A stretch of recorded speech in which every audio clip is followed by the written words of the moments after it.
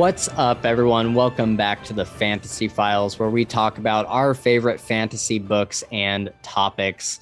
Today, I'll be telling you about a book that is so good, you need to drop everything you're reading and pick it up immediately. That is We Break Immortals by Thomas Howard Riley, aka the mad scientist of epic fantasy. And believe me, he more than earns the moniker.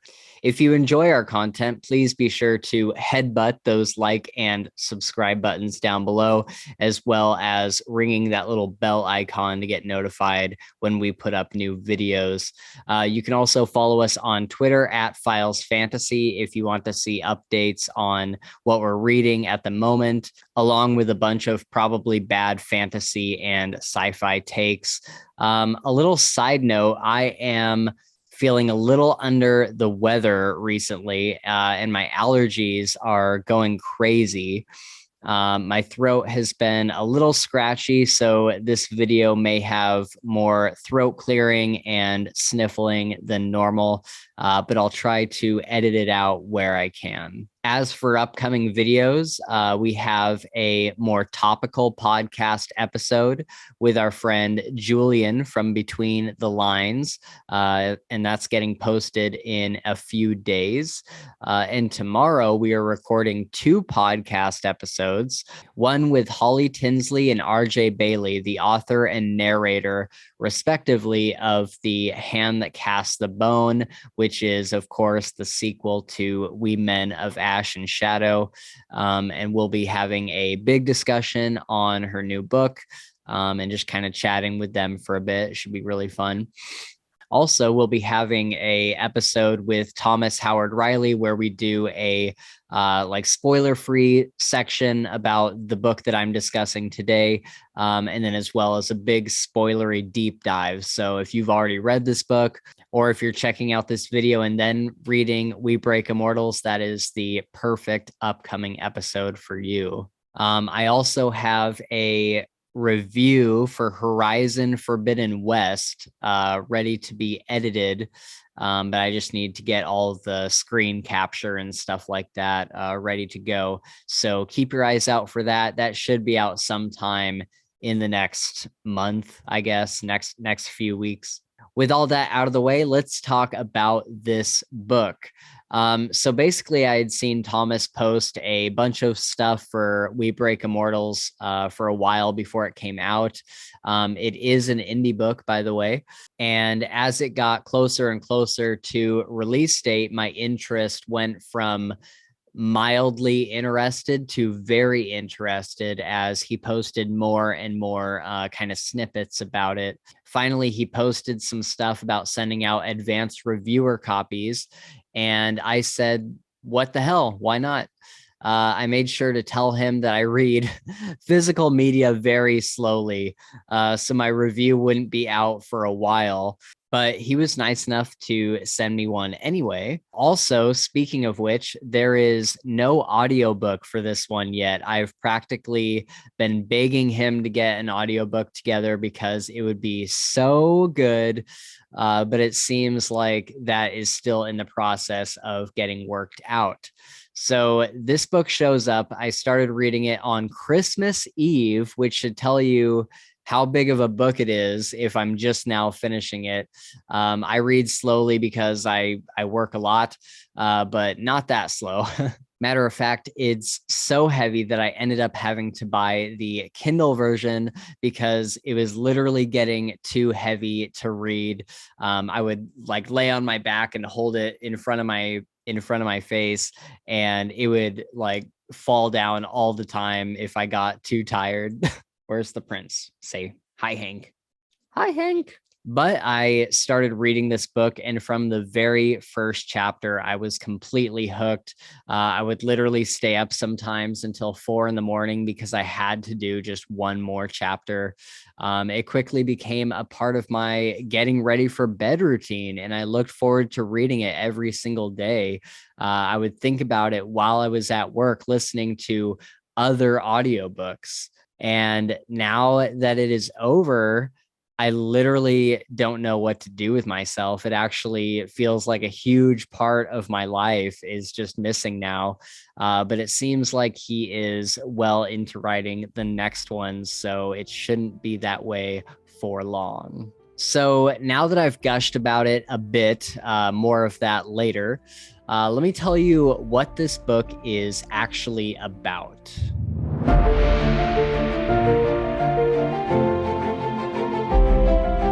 Have you ever wondered what it would be like to hunt a dark sorcerer while heavily addicted to mind-altering narcotics? Yes, sir. Then this is probably the book for you. So we kind of have three main characters, but I would argue that Aaron is our most prominent leading character, and he is known as a glass eye.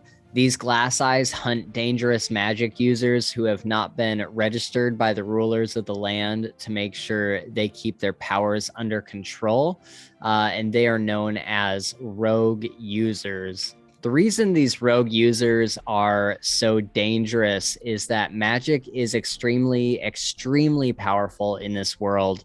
If you don't have magic of your own to fight them, you're likely going to die unless you're a very clever glass eye. Rogue users have a tendency to have unchecked power and end up hurting a lot of people.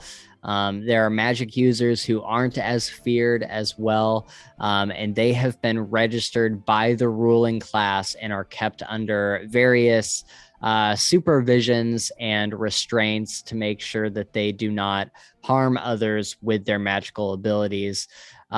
Think like how mutants are treated in the world of the X-Men in the movies and comics. It's a lot like that.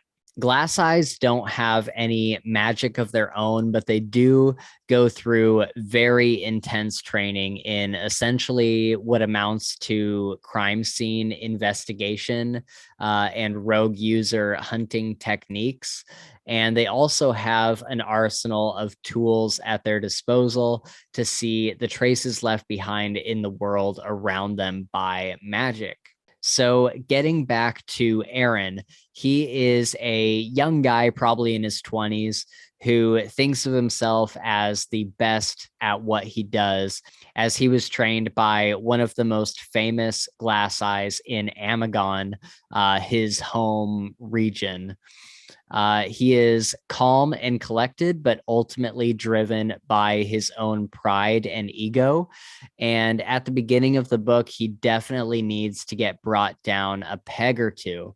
Also, he is easily my absolute favorite character and is now one of my favorite protagonists of all time. And I'll talk about that in a little bit. Aaron has an excellent opening chapter where he is taking down a rogue user, and we get to see how the whole process works in a nice, simple way, although there is a lot of complexity to it later on. And we get a bit of a crash course on the magic system in general. Also, more on this later.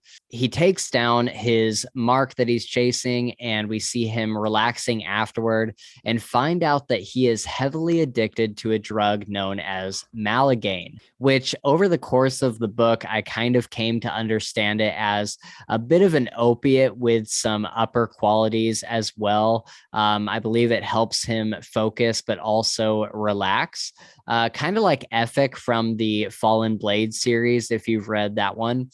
But this is a drug that he takes several times a day, and we see him maintain this addiction throughout the whole entire book, and it is really, really interesting. Sooner or later, he gets called into the throne room of the Lord Protector, which is essentially the Amazonian king from the way I understood it. The Lord Protector tells him that one of his men was killed by an extremely dangerous rogue user and needs to be hunted down. He sends Aaron with a huge squadron of soldiers and a couple mages all the way across the world to hunt down this sorcerer who will only get more and more powerful if they don't do something about it. This is a storyline that grows in complexity as we go along. It ends up not being as simple as it seems, and the road ahead is filled with some of the most dangerous stuff I've ever read in a book. this is where our story really starts to take off. One of our other protagonists is a woman named Kellywin, who is a part of a group of rogue users, but they are very skilled and aren't really trying to harm anyone. They just want to live their life as wanderers and nomads and fulfill their purpose as members of a group known as the Axis Ardent, a purpose which will get revealed later in the book. But essentially, they are hunting this rogue user as well, as they have come across one of their own who was killed by him. So basically, they start heading in the same direction as Aaron. Kellywin is really hard to like at first, and I think it speaks to her character arc that by the end of the book, while she wasn't my favorite character out of everyone, she was definitely in the top tier, and I ended up caring about her way more than I expected to at the beginning. She's incredibly brash and abrasive and hot-headed. She makes decisions with her heart rather than her head and often ignores most of the group's general advice. The only advice from whom she does not ignore is her husband Orinus, which is a perfect yin to her yang, if you know what I mean. Giggity. He is always able to calm her down and make her think through her actions and the resulting consequences.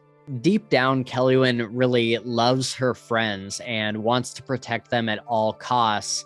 And because of that eagerness to do so, it often comes out in really weird ways and in abrasive ways and aggressive ways. She is also a very well-written character. I believed her as a real person so much.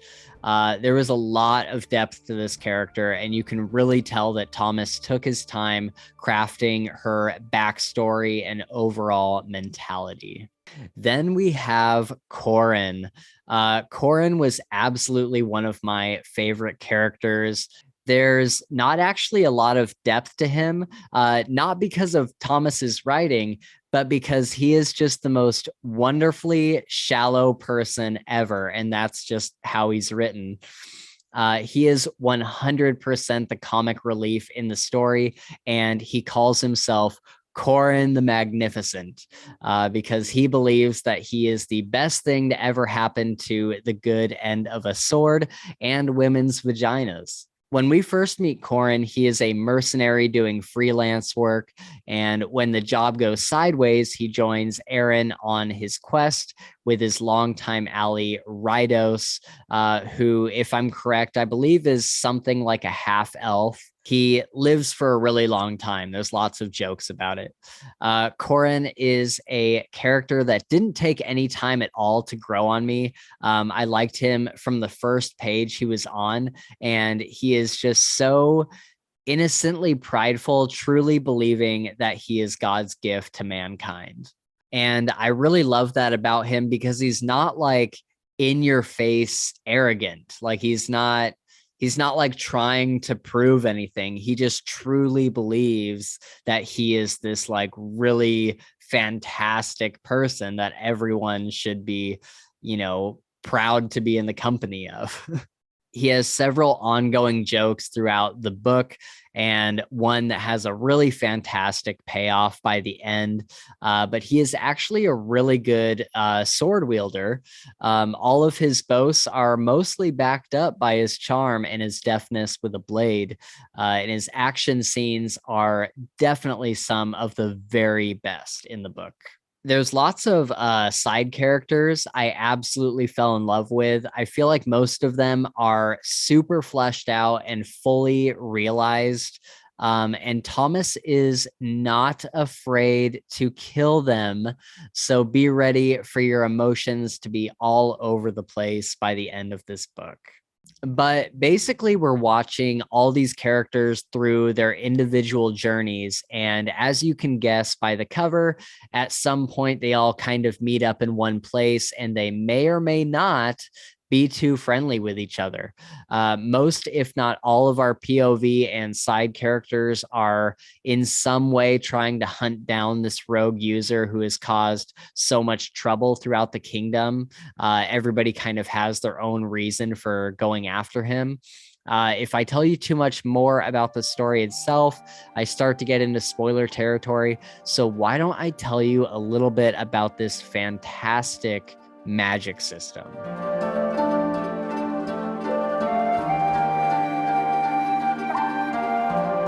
So I've talked a bit about the rogue users versus the registered users. And the interesting thing about this magic system is how it affects the world and social climate in general. I had sent Thomas a message asking why all of the normal people in the world were terrified of magic users in general. And then I asked if certain users go crazy from using too much magic. Like, is that why they're worried? And he had a really great response. He says, long story short, the magic does not drive them crazy. It's just a skill like being good at guitar or basketball. It's just that if you happen to be crazy, having these powers make you seriously fucking dangerous. And that leads people to fear all magic users. Because how do you ever really know someone isn't crazy? Which leads to people wanting to catch and burn little kids at the first sign they have some rudimentary baby magic ability, just on the off chance they may one day become powerful and crazy. For example, you may trust your neighbor to be cool, but would you trust your neighbor to be cool if they had 50 loaded bazookas laying around? What if they got a little too drunk one day? What if they got fired or had an argument with a spouse? Are you sure they won't blow up everyone in the neighborhood if they have just one bad day?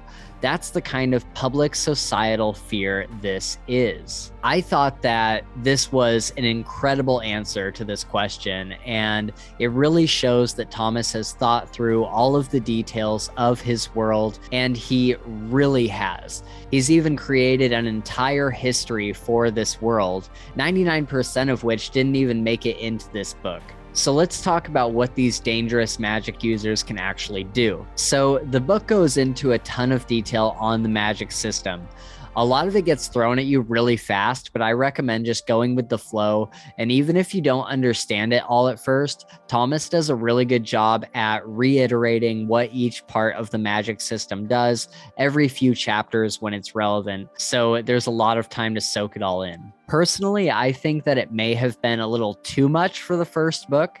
It probably could have been pulled back and simplified and then expanded on in the next couple books, just so we don't have too many things to keep track of. But about halfway through the book, you have a pretty good idea of how most of it works. So first of all, just kind of a aesthetic note, all of the magic is invisible unless you're doing something with like fire where you can see the fireball or whatever. But basically, we have this thing called the slipstream, which is an invisible, ethereal bank of magic that kind of exists just outside of our reality. And users can pull from this to fuel their spells. The thing is, this isn't just a storage space with a million spells in it. The slipstream holds various qualities for a spell, various ingredients. For example, if you want to create what amounts to a magic bullet, known in this world as a blank impulse, from the slipstream, you have to pull what the general shape of the projectile will be, what size and density, its trajectory, and then its velocity, as well as a bunch of other ingredients that you can add in. Thomas had told me making a spell in this world is a lot like cooking, where you know what you want to make, but you have to pull all of the correct ingredients from the shelves to put in the pot in order for it to be anything of value. So by doing this, you can pull in temperature and other attributes to make almost anything like a fireball. You can control someone's gravity and friction to make them either slide all over the place or make them stuck to the ground by pulling in all the related attributes and focusing it at the target's feet. And that's the cool thing. While we mostly see invisible shields and magic bullets and stuff like that, really all of the typical fantasy spells we normally see can be done through this system. This is one of the most detailed hard magic systems I've ever seen, and it's undoubtedly one of my top 3 favorites. I'm not kidding when I say this magic system stands up next to Sanderson's. Thomas has thought through every single aspect of this system, and I can't imagine how he came up with it. Okay, I had to put the dog down. Down on the floor, not like put the dog down. It's also full of like computer lingo. Spells are called renders, and a lot of the terminology reminded me of like digital 3D modeling. So when someone renders a spell, it leaves behind this invisible waveform that kind of floats in the air and sticks to nearby surfaces. And these are what the glass eyes can see through their special monocles that they have. They can also take a sample of these and get what's known as a composite. Each user has a completely unique composite. And when the glass eyes study the energy waveforms in the composite, they can know exactly who cast that specific spell if the user is registered with the country. See why they're so scared of rogue users who are not documented? If they're undocumented, they have no sample of the user's composite to begin with. The composites can also give the glass eyes a bunch of other information, like how powerful the user is, what their breaking point is for running out of energy, and can even track them as the composite changes color depending on how far away the user is from the composite sample. So obviously this can get pretty confusing. I realize I'm giving you a lot of information, but I promise that it is explained much better in the book than I'm doing right now.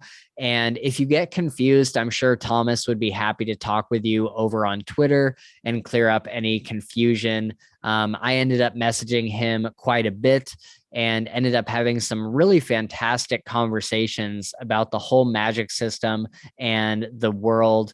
And guys, it is just absolutely brilliant how much he has thought all of this through. I think that if you're a Sanderson fan or a Lightbringer fan, you will absolutely love this magic system. It's simply infinite. There's so many things that you can do with it. And Thomas has found a way to organize and quantify all of this magic so that once you get the hang of it, it's all understandable and you can start to problem solve as the reader to figure out some of the more puzzling situations the characters get into. And that is a sign of a really good magic system when you're able to figure out the physics of the magic and how it can be used in all sorts of situations. When you're able to sit there on your own and like just use this system that you've been given to kind of problem solve and create your own like spells that you could see working for the situation, that's just a fantastic system right there. Okay, let's move on to what I loved about the book and why you should read it right now.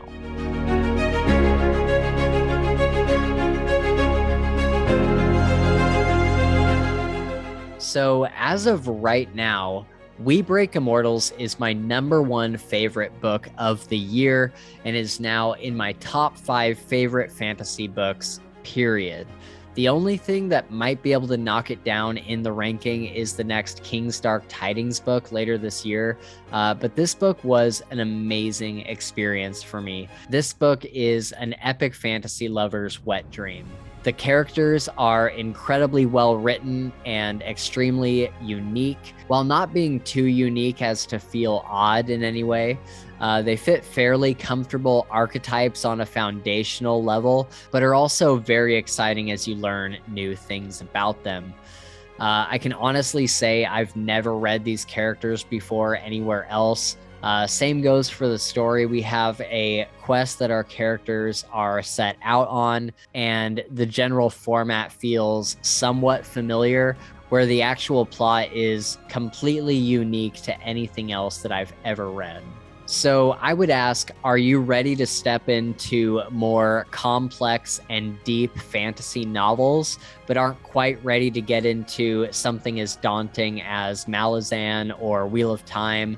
I think this is the perfect book for you in that case. There's a lot here that epic fantasy fans will absolutely love. Characters exploring new lands far from home, as well as incredibly interesting towns and cities. There's an amazing cast of characters. And like I just mentioned, a magic system that steps alongside the likes of Brandon Sanderson and Brent Weeks. What more could you really ask for? The character arcs are some of the best I've read in recent history, and we see them experience soaring winds and devastating losses, unbreakable friendships, and heart pounding romances. This book simply has everything you could want from a fantasy novel. It's all there. The pace is always moving. Not once was I ever bored or eager to move on to the next character's point of view. Something interesting is always happening, and there's quite a bit of really fun action. Some books take a while to get into, like 20-30% or so, but I can say without a doubt that this book had me absolutely hooked from the very first page and just simply did not let up. Like I said, Thomas has come up with an entire history for this world and these characters that aren't even written in this book, and it really shows. You can feel how much work he's put into this by how absolutely real the world feels at every single step. Every town was completely unique to the next and had its own unique citizens and social structure.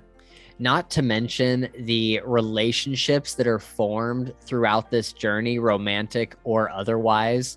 A lot of the characters realize that they were wrong about the people around them, for better or worse. And we learn and grow as they do and as they make changes to their own lives and personalities. Aaron especially has such an amazing arc, and I absolutely loved being inside his head and watching him struggle both with the world around him and the struggles within himself, and then grow and change and mature because of it. He's not a character always trying to do the right thing like some fantasy hero.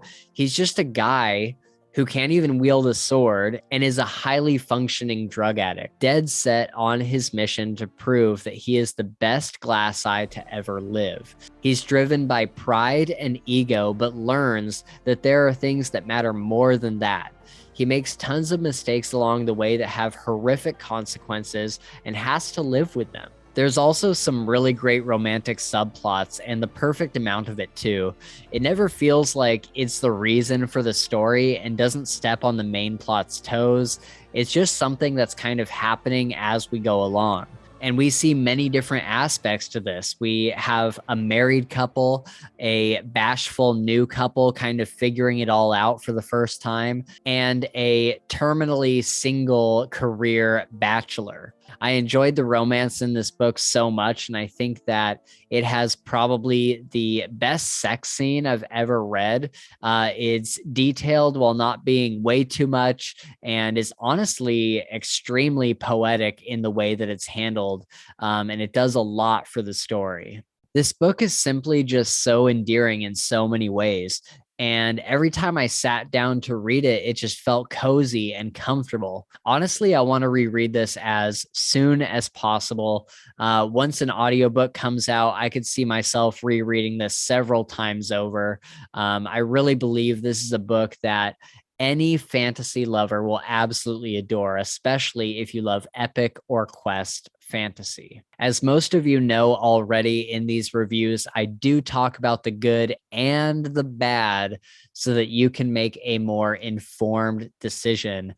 Even if a book is 10 out of 10 for me, which this is, I do look at things with a critical eye as well. So let's talk about a couple things that didn't quite work for me.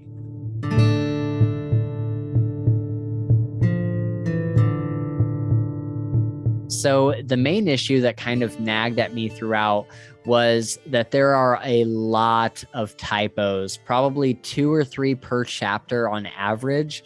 I got the feeling that maybe he was writing some of this from a phone or tablet because it seemed like they might have been from autocorrect or something.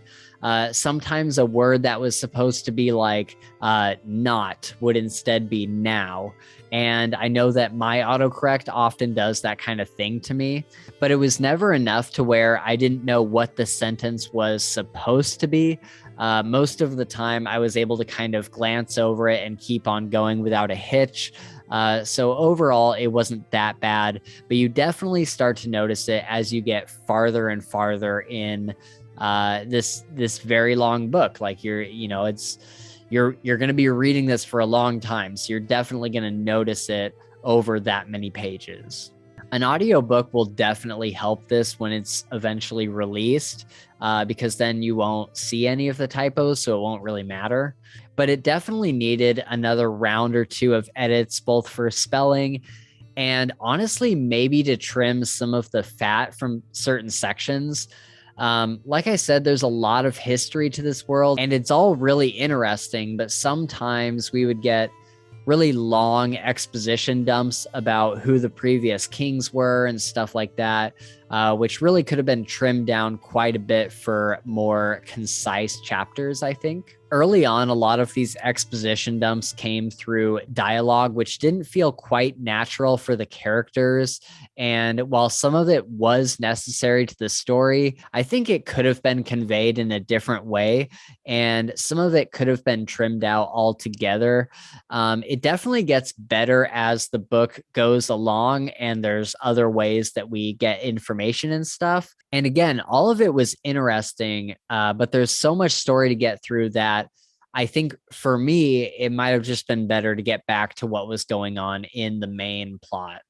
Speaking of dialogue, there was a small handful of scenes that could have used probably a once over just to make sure the dialogue felt a little bit more natural, especially when two opponents are squaring off and trash talking and whatnot. However, 99% of the dialogue in this book was actually really outstanding. And as the characters get even more realized in the next books, I believe that their dialogue will also become more rock solid. Again, we probably could have gotten a slower drip feed of the magic system in general, especially at the beginning. The iceberg is a little too far out of the water for readers who aren't used to a really complex magic system. But like I said, eventually you get the hang of it and it's really not a big deal. And that's pretty much it. A lot of it really comes down to paring stuff back a little bit. This book is really, really ambitious in the best way. And I can see the struggle that he must have faced with needing to get all of the information onto the page in a natural way. I know that that's probably a huge undertaking. The good news is that none of these critiques are related to the story or world building or really any foundational elements of the story. So they could all be fixed in a later edition or something, a reprinting if he chooses to do that. Well, let's go on to my final thoughts and get you out of here so you can go buy this book.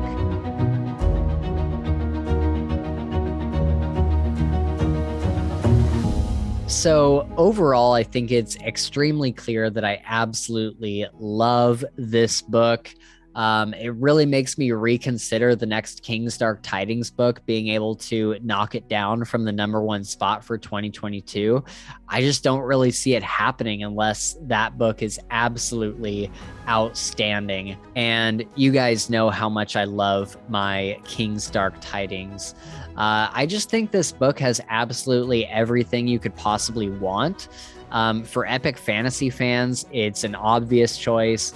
It even has some classic fantasy elements while also completely subverting the usual tropes. Like every trope you can think of, it pretty much kind of flips it on its head. Also, while I wouldn't classify this as a grimdark book, if that's your thing, I think you'll find a lot to love here as well. The characters are all very morally gray and are all on this quest for their own selfish reasons. and people just get killed left and right in the most brutal ways you can possibly imagine. Like I said, if you're a connoisseur of magic systems, then this will probably be one of the best you've ever read. So go buy this book, guys. Seriously, if you like our content and trust our recommendations even a little bit, then go get this book right now. Bump it up your TBR, because I guarantee you'll come back and leave a comment on this video or on Twitter telling us how much you loved it. It's just simply that good, and I do not say that lightly. Also, I do recommend getting this on your ebook reader because, God, that paperback is super, super heavy. Anyways, guys, thank you so much for watching this video. Have I convinced you to pick it up? Be sure to let us know in the comments down below. I'm super excited to get into the deep dive on this book this weekend with Thomas. I think we're going to have an awesome time getting into it. So be sure to keep your eyes peeled for that in the next week or so. Be sure to like, subscribe, and hit the bell icon down below to get notified when we put out new content. It really does help us out a ton with the analytics. So if you can take a second to do that, it would really mean the world to us. We'll do something super fun when we hit 500 subscribers. So let us know if you'd like to see us do something funny and probably embarrassing. We'll probably do some funny costume for a video or something. You can find us on Twitter at Files Fantasy, where you can tell us how much you adore us or hate us, as is the way with the internet. But, love us or hate us, it's still an obsession. Again, thanks for watching, and we will see you in the next video.